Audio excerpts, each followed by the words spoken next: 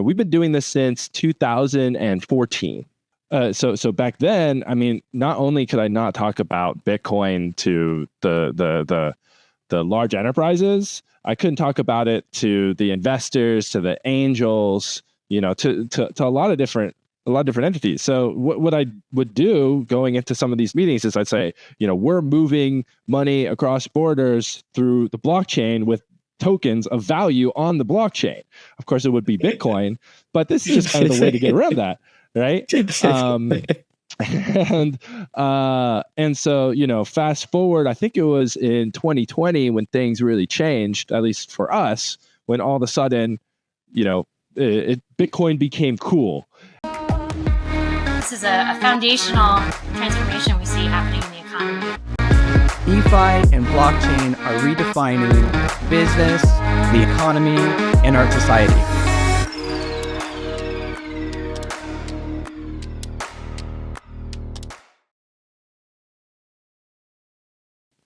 Hey, everybody. It's great to be here with you. This is Megan Guy, the co-host of ReDefined. I am here with Jeremy Almond. Today, we've got a pretty exciting guest. Jeremy is someone you've known for a bit and work with, I think, right? Do you want to tell us a little bit about Jonathan? Yeah, what's up, guys? It's awesome to be back with you. So we've got a really cool guest, Jonathan Chester. I think I've probably known almost a decade in the Bitcoin and the blockchain space. He's the founder and CEO of Bitwage, which is this really cool payroll company with real use cases and real customers in all around the world. And so, Jonathan, how are you doing, man? Thanks for joining us today. Yeah, doing great. Thanks for having me. Really appreciative of you guys having me on the show. Awesome. So I think we're going to get into all kinds of cool use cases of corporate adoption of Bitcoin and blockchain, but maybe you can just describe a little bit of what Bitwage is and why you started the company. One thing I like to tell people is that Bitwage helps freelancers save up to 50% more out of their paychecks, or really get up to 50% more of their paychecks by getting paid through crypto payroll and invoicing around the world. We help companies pay workers globally in a mix of fiat and cryptocurrency. And those workers are often in these countries that are devastated through inflation or bad monetary policy. They are looking for ways to receive money that is not their local currency, whether it's dollars in the form of a stable coin or something that really no one can control, which is something like Bitcoin, where they are their own self-sovereign individual.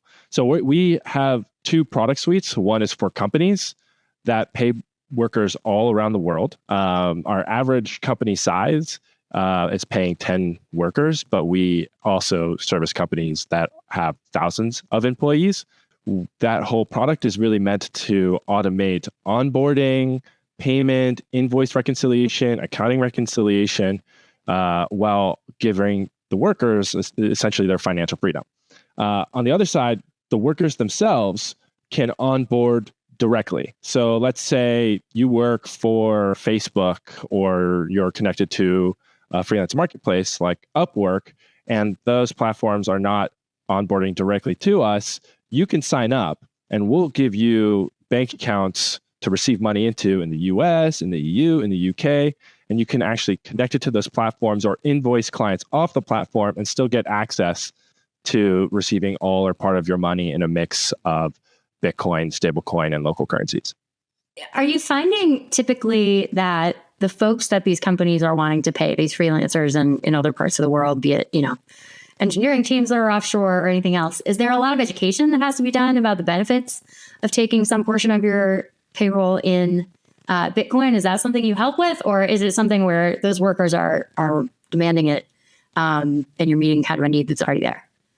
Yeah, it's definitely a lot more of the latter. We love providing education. Don't get me wrong, but we're not in the business of educating people to decide to get a portion of their salary in cryptocurrency. We're actually in business because we're helping a need of people around the world that want this. So in the United States, what we see is a lot larger, like corporations or maybe cities or government institutions. They come to us, and a portion of their employees will receive Bitcoin, maybe Ether. they feel very comfortable with us coming and bringing, an education to them, like with webinars, with content. Where we see the biggest growth is when the workers are really from the ground up asking for these things. And where we see this the most are workers in countries really in places like Latin America, where there's a great deal of inflation and bad monetary policy and just really terrible payment systems. Places with high rates of inflation, like Argentina, people have lost up to 50% of their paycheck through traditional channels. Even in like Brazil, you still lose 10 to 15% of the money along the way going through the SWIFT network. So these people are saying, hey, I want my money. I want more of my money. And I know that if I get it through Bitcoin or have it in a digital dollar form, I'm going to get more of my money, and I'm going to, be able to get local currency when I need it way faster than a traditional system would do. Yeah, one of the things I love about that is people, like often the criticism in the space, right, is, Bitcoin or on-chain solutions are really just about, price go up or numbers or speculation. But one of the things you're talking about is there's like two meta trends that I think are happening. One is, the notion post-COVID that you have workers all around the world, right? And so how do you pay those workers? It's one thing for us to pay our employees in the US with sort of stable infrastructure. But if there are some of the best developers in the world in El Salvador or Argentina, how do you actually pay them in a way that works for them? And then the second thing, obviously, is, a growing demand for, better financial tools for the workers themselves. So I guess my question, Jonathan, is like, that those trends have happened. You've been in the space for quite some time. What's the dialogue with the companies? Because the workers, understand their situation on the ground and understand that maybe Bitcoin or stablecoin is going to be more, secure and stable than their local currency. And so they're looking for it, and it's a better infrastructure way for the merchant to pay them. But then what's the discussion with the businesses, and what's their sort of level of adoption or readiness? So, it obviously all depends on the size of the business, right? So what we've been seeing for years is onboarding of, sort of these smaller businesses to the platform. And those conversations are very easy, right? They have very direct relationships with all of their freelancers or contractors, their devs overseas, their customer support agents overseas. So they can hear their problems directly and are looking for a solution. So when they come to us, they like immediately know that they have a problem that they need to solve, right? And so really for them, it's just, can we do it simply? Is it automated? How much is it going to cost me? Is it going to get that, is it going to gouge my workers? And, when we check all the boxes, they're like, great, let's do it.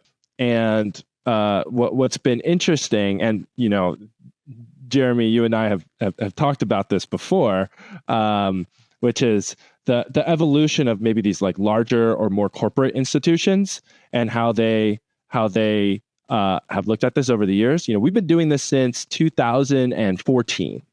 And I remember back in 2014, there was the Mt. Gox crash, which I don't even know if people remember this anymore. And then there was like FTX is erased the Mt. Gox thing. Yeah. It's like, oh, okay. And there was the Bitfinex hack too that you never hear about. Yeah, so that all happened, and all of a sudden, no one wanted to talk about Bitcoin, and that was really the only cryptocurrency that had any weight at all back then. So back then, I mean, not only could I not talk about Bitcoin to the large enterprises, I couldn't talk about it to the investors, to the angels, to a lot of different entities. So what I would do going into some of these meetings is I'd say, we're moving money across borders through the blockchain with tokens of value on the blockchain. Of course, it would be Bitcoin, but this is just kind of the way to get around that. Right. And so, fast forward, I think it was in 2020 when things really changed, at least for us, when all of a sudden, Bitcoin became cool. And, for us, we didn't see we saw that Bitcoin remained cool even after that. Of course, even though it remained cool, all these large corporations that we're talking about that we wanted to do POCs and we're exploring it, when FTX happened, they were like, wait a second, let's take a break from this. But I guess that's changed. And thinking about Paystand for you guys, I'm curious to know like how you guys have seen this sort of big corporate company adoption over the years. Yeah, I mean, you're totally right. The corporate adoption has shifted from, it was sort of like the words you couldn't utter to now, when politicians are talking about it, right? And it sort of entered the mainstream. There's the last study I saw was like maybe 50 million Americans hold Bitcoin. And it's also the fastest growing sort of financial infrastructure in many of the emerging markets. So, I think what's happened is it's now mainstream. Now the question is like, now what, right? Because companies buy based on value, not necessarily, based on speculation. And so I think one of the cool things about your business and what we try to do is, anchor in why this matters and anchor in, why a company should, sort of be part of where the world is moving, right? The sort of world is changing. The opportunity for open financial networks are transformational to the company. And I think one of the things that we've observed is, we deal with larger clients. And so in our enterprise case, there was sort of like a testing of the water with some employees in the 2020 cycle. Like before that, it was like you didn't talk about it at all. In 2020, there was a testing of like the water with like certain people who are on the leading edge. And then this cycle in 2024, you're getting corporate adoption with Michael Saylor, and you're getting sort of transformational conversations with Square and Block. And so you're getting enough institutional coverage with Fidelity and T Rowe that people are asking the question. And so, my belief is what matters the most is the real use cases, because that's what's going to ultimately like drive the adoption. And what I really love about your business is it's the employees who are kind of asking for it, right? And so when the employees ask for it, then it's a pull through to the company because the company realizes that they may need it. And the companies are more global in nature. So I guess my question back is just, how do you see different verticals, different like sectors, different regions? Like, where are you seeing the growth? Because, that's often not as well known. Certainly companies in the US are doing it. So companies like we're a customer, but I imagine you're seeing growth in certain verticals, certain technology forward verticals, and also like certain, areas or geographies, right? Primarily it's US companies that are hiring abroad. The main hotspots we are seeing are Latin America and Southeast Asia, and also South Asia as well, I would say. So these are like the three areas that we're seeing it. The use case in Latin America is very much a hedge against inflation, right? Brazilian real is 5 real to the dollar. It used to be 1 to 1 when I was a kid. In Southeast Asia, it's a little different, right? In the Philippines, people don't get paid very much. And they have a different payment culture. So in the United States, you get paid twice a month. In Latin America, you're getting paid once a month. In the Philippines, they pay every week, and they're not getting paid that much. So they might be getting paid $50 or $200. And so when you're paying like a $30 wire fee and then they're getting a $5 or $10 wire fee on their side, I mean, that's a crazy amount of money that's being lost there. So going through our system, which includes multiple levels of efficiency, right? It's not just the payment, which, you do a domestic transfer for free. We use crypto to get it to be a local transfer on the other side. And so much money is saved in that process. But there's speed, and then there is this like invoicing, accounting integration, invoice management, admin profile, like a lot of different automations involved to make that onboarding and that payout extremely seamless. So the company is saving time and money, and so are the workers. From a company perspective, it's not just companies like yours that are in the Web3 space, although our largest companies come from the Web3 space, like the large enterprise companies that have conservative organizations that need to work with a company that's been doing this for 10 years. But we also work with a lot of professional service outsourcing companies. And this is actually one of our primary group of clients, which is companies that are provide dev outsourcing or marketing outsourcing. And so they are hiring a lot abroad, and they're coming to us because their workers are their product and their workers are asking for it. And then, of course, we see a lot of like seed and Series A SaaS startups, and a new vertical AI startups have also been adopting this. But it's really a lot of Main Street kind of companies, right? That don't are not in this every day, and they're doing it because they know that it not just helps them, but it helps their workers. Yeah, I think that cross-border payments case makes a ton of sense. I think even about like our portfolio companies, and they've got teams in Brazil, Colombia, Cyprus, like all over the world, right? And everything you've said, I think that's super logical. I don't imagine that's a crazy hard sell to people.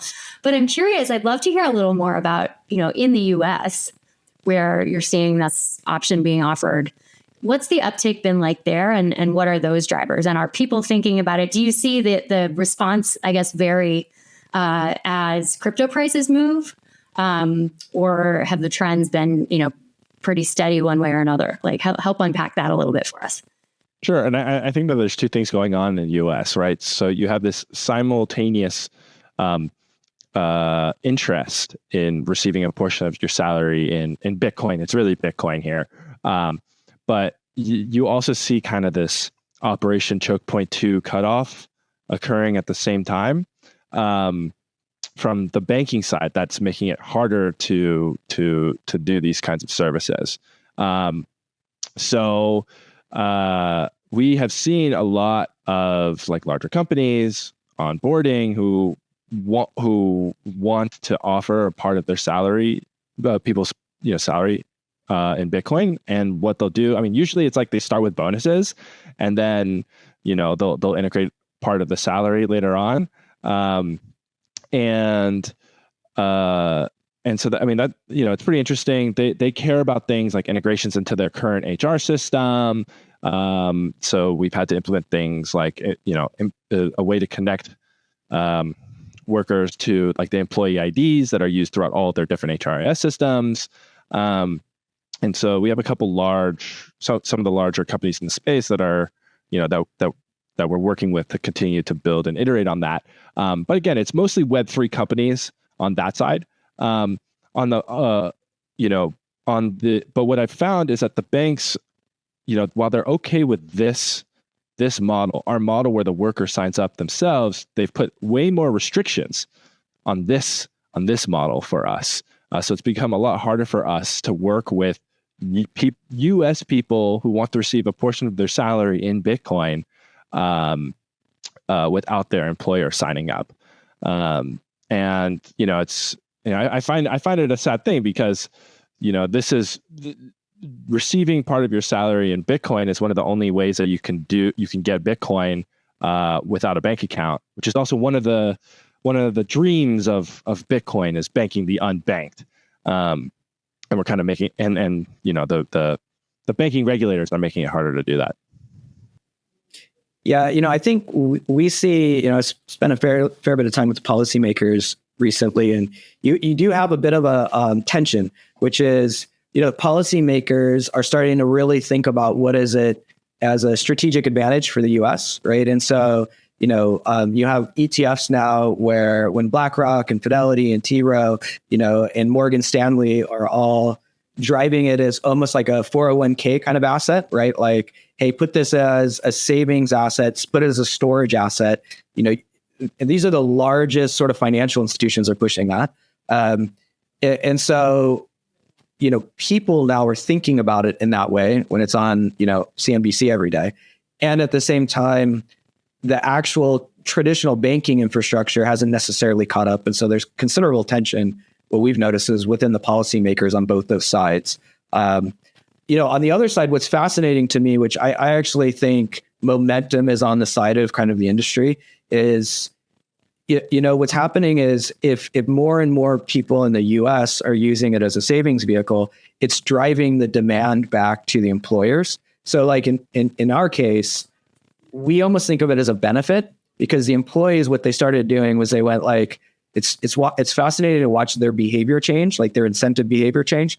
The employees started going, hey, as somebody who believes in the mission of like financial empowerment and an open financial network on Bitcoin, boy, let's not just talk that, but let's walk the walk. And so let's get some of our bonuses there.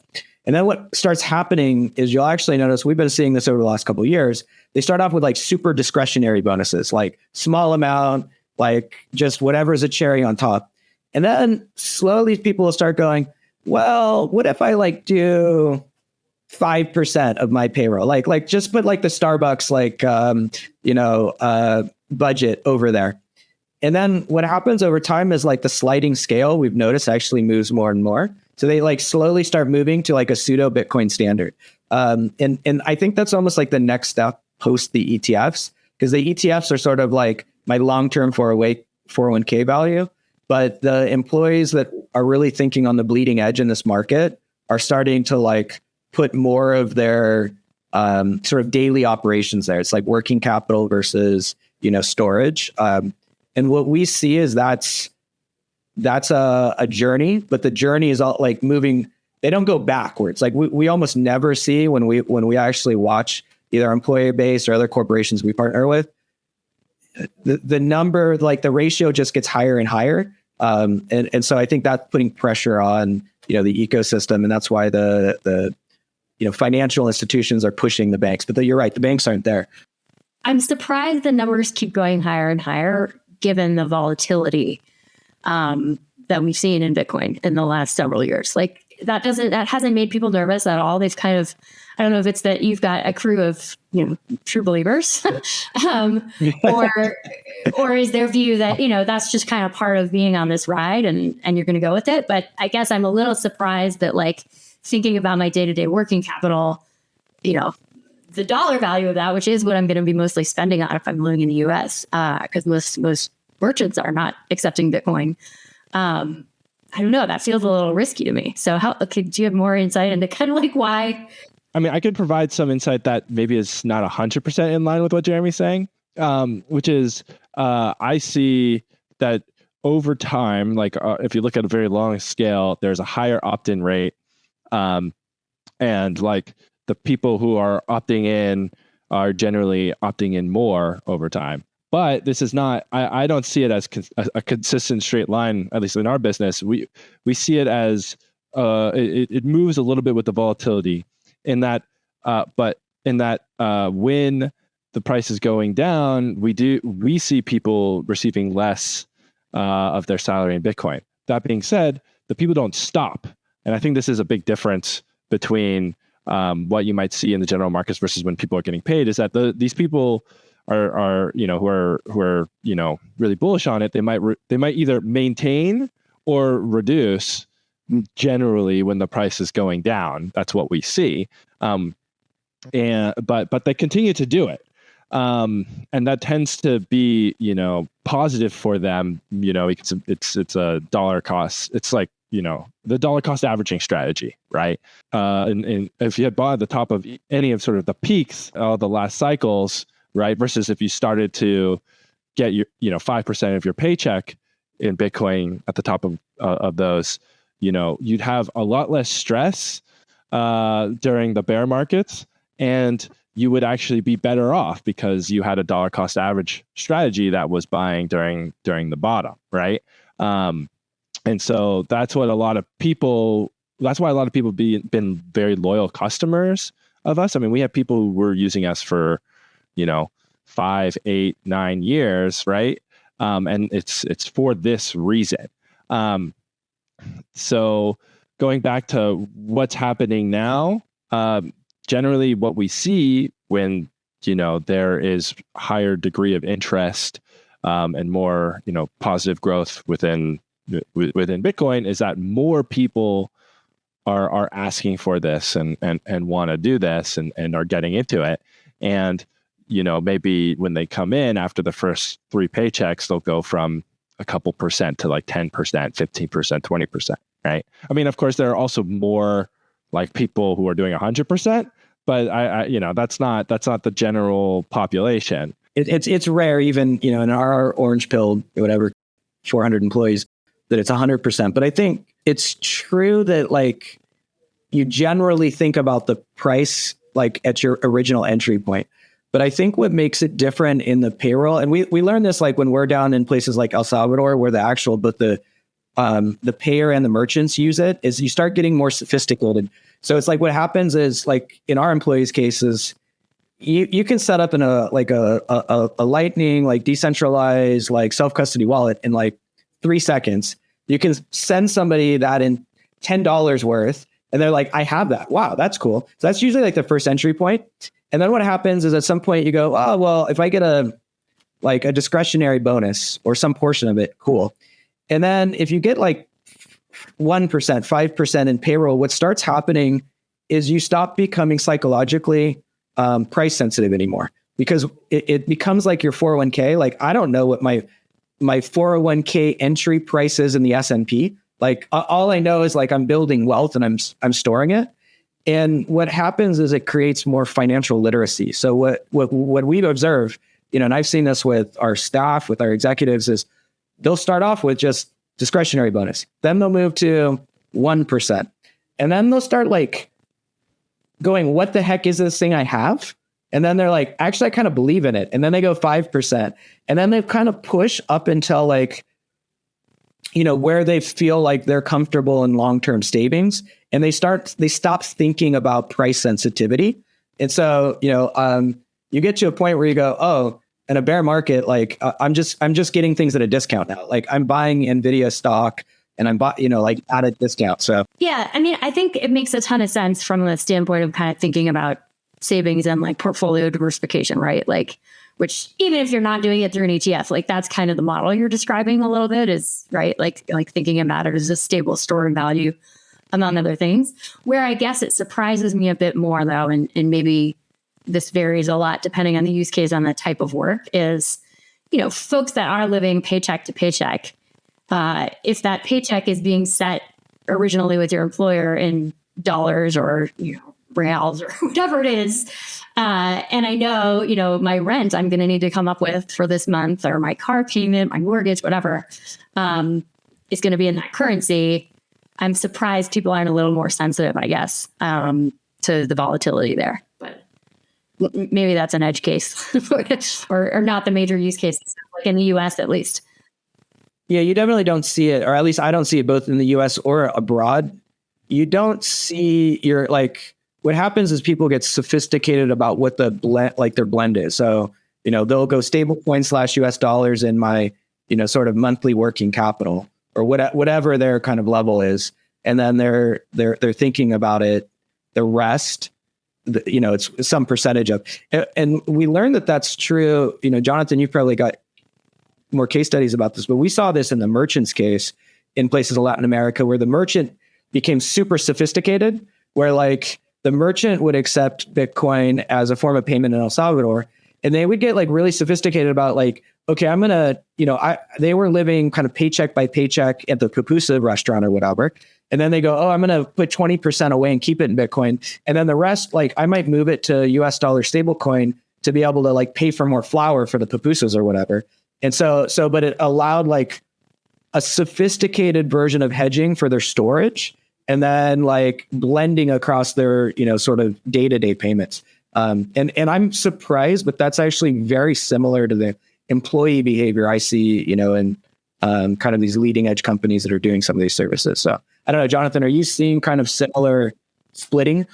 I mean, I also think that some people are not that comfortable with the stock markets in general, and perhaps are more comfortable with digital currency, right? Like that person in El Salvador that you're talking about, I mean, they might not have access, or might not understand how to access S&P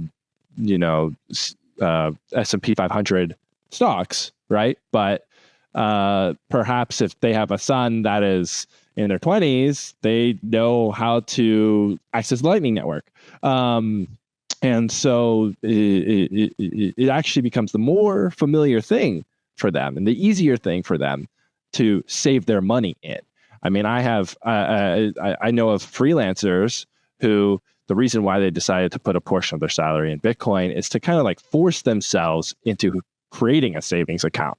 And that savings account, and, as opposed, and, of course you can do that with the ETFs, the difference basically being the liquidity of such a thing, right? As Jeremy was saying, I think that the ETFs are really long-term thinking when you put something in there, but perhaps you want to save for 6 months or a year or 2 years for something, or 5 years for something. And so sometimes people will do it for that use case. The people who are using our platform, right, are these foreign workers who are servicing U.S. companies. So they're not really necessarily living paycheck to paycheck. They're getting paid, a premium because they're actually they're working for companies outside of their country, and where, in a country that has a much higher, average salary for certain things. And so they too are looking at this as a way for their sort of or part of their discretionary income, as opposed to the income they need for cash flow on a particular basis. The real use case for these people is not just price go up, but it's some form of financial freedom that they're thinking about. Price go up is certainly part of financial freedom, but another part is not losing 10, 15, 20, 30% of your money just because of inefficient payment rails. And another part is, you live in a place that's got a corrupt banking system or government, and you just don't want to have your money in that bank account because you're afraid the bank will go down and the government won't cover it, or there'll be some sort of reverse, like some sort of tax where they just like pull money out of everyone's bank accounts, like what happened in Cyprus, almost 10 years ago. So there are a lot of different reasons around, having your own financial freedom around the world outside of places of the U.S. that people prefer to get their salaries in stablecoins, digital dollars, or Bitcoin. Jonathan, you're kind of describing, right, is all of these use cases, you've got this history of seeing where it's worked, where it hasn't worked. And we're in a cycle now where it's really cool that this, Bitcoin and on-chain sort of solutions are kind of entered the mainstream again. And I think that genie's not going back in the bottle. But, you guys are like nearly or at 10 years in now. You've weathered a lot of storms. You've got, sort of tough skin. So like, what's your thought about just building a company in this space over time? Because it's one thing to do hype cycles. It's another thing to like build a real business that, has sort of is durable and enduring. Just kind of what's your takeaways from that? Because you've seen a lot of like people come in and come out of the space. I think that part of it has been the fact that we have been very mission focused. And what does that mean? It means that we haven't just, caught on to every single trend just to have like the biggest, flashiest buzzwords attached to us every 6 months, but instead keeping to this like core vision of enabling, financial freedom through crypto powered payroll and invoicing around the world, and just like being great at doing this. And I think that that's, been very important for us, is to, do what we do it right, and, do it for a long time so that we have, the most experience around. Another big thing I think that has been important for us is like our dedication to compliance. This is a huge thing in our world. The very first hire, besides me and my co-founder, was a compliance officer at our company, and I think that being extremely focused on having an extremely high quality compliance organization has been important for us, because it's enabled us to maintain banking relationships and be very versatile in sort of like a hostile banking environment. It's important to stay mission focused, but also in our space, I think it's also important to be compliant. Well, and when you are compliant, you have a lot more influence in directing when new regulations and laws and practices are evolving, right? You have a lot more respect in the space than someone who's flouted the rules. I think both compliance and like what you're saying about it all comes down to like durability, right? So like, in the space they talk a lot, and this is true in startup, and it's like have a low time preference, right? Because anything that's like meaningful takes time to build. And so, building on fundamentals, you can't just like move fast and break stuff in financial services that affect people's payroll and, corporate treasury. And, so the fact that like you guys have aligned your company mission, which I think is part of the like wider missional, change in financial infrastructure, which is, realign incentives, have a low time preference, but instead build for things that last, and over time, you see the proofs in the pudding. It's cool to see another company that's got, size and scale, this kind of a quiet giant in this space is creating real value for companies. So super, super cool, Jonathan. Like I'm psyched. We're all rooting you on. It's fun to be a customer. Where can people find you and follow up? Like if they want to know more about you, if they want to know about Bitwage or they want to follow your own content? Yeah, I mean, obviously www.bitwage.com. Our website is a great place to go. You can check us out on Twitter at Bitwage. I haven't been quite as active as I probably should be, but I'm at John Chest, JONCHEST. So you can reach out to us over there. Thank you for sharing really awesome stories. Cross-border payments we've talked about in different capacities, but I think this is the first time we really talked about it in kind of a payroll and worker-centric context, which was great. All right, that's a wrap. Thanks, guys. We'll catch you on the next Redefined episode at all those places that it's found. YouTube, Spotify, Apple Music, I don't know, wherever. Look it up. There it is, and you'll find Jonathan and other cool episodes. Catch you on the next one, guys. Cheers.